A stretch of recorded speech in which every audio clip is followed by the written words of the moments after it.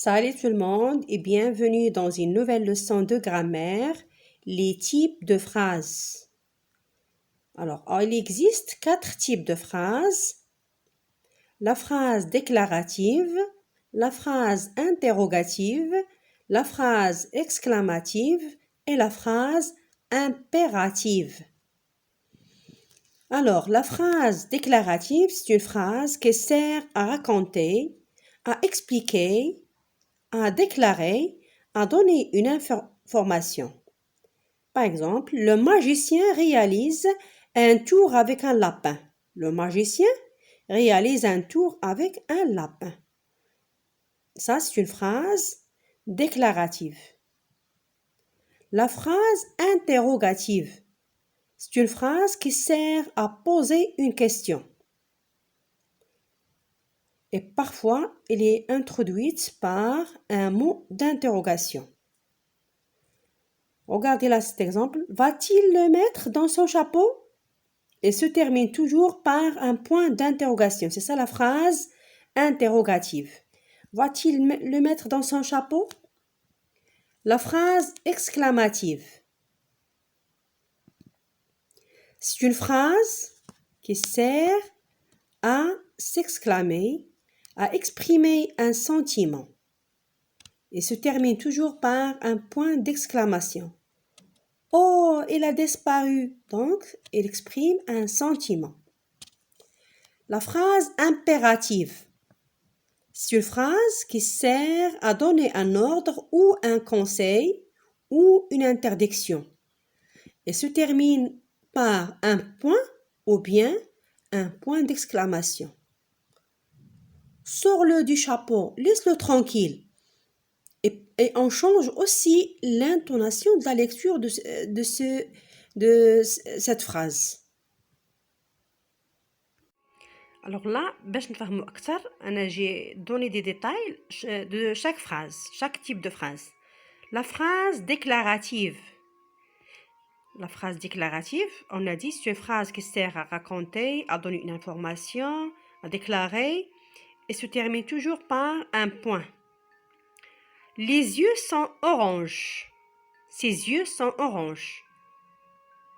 Sa langue est noire. Ses griffes sont acérées. Donc là, ces 3 phrases, elles donnent des informations sur un animal. Si vous voyez, il raconte et se termine toujours par un point. Le deuxième type, c'est la phrase exclamative. La phrase exclamative sert à exprimer un sentiment. Un sentiment, soit un sentiment de joie, de peur, de bonheur, de crainte, un sentiment. Alors là, il est fort, mais quand on lit la phrase exclamative, on change l'intonation pour faire la différence entre la phrase exclamative et d'autres types de phrases. Qu'il est fort. Là, on a ajouté l'expression que c'est un mot exclamatif. Qu'il est fort. Comme il est fort. Comme il est fort. Donc, le mot que et le mot comme, ce sont des mots d'exclamation qu'on ajoute au début de la phrase exclamative pour exprimer un sentiment et se termine toujours par un point d'exclamation. La phrase impérative. C'est une phrase qui sert à faire agir l'autre. Elle donne un ordre, un conseil ou bien une interdiction. C'est une phrase qui fait agir l'autre. Donc, regardez bien. Elle se termine par un point d'exclamation ou bien par un point tout simplement. Regardez là. Oh les pattes. Lâche ce ver de terre. Lâche ce ver de terre. Regardez l'image ici, c'est pour l'illustration de ces phrases à côté. File maintenant. Ce sont des phrases impératives qui servent à faire agir l'autre. Dans chaque phrase ici, file maintenant. Alors c'est un ordre. File maintenant. Lâche ce vers de terre. Aussi c'est un ordre.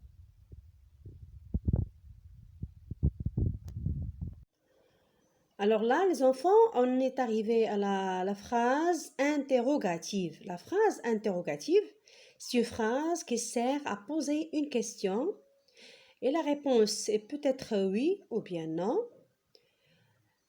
Il y a 3 façons pour exprimer la phrase à la forme négative. La première façon, c'est je garde la phrase telle qu'il est et on met un point d'interrogation à la fin.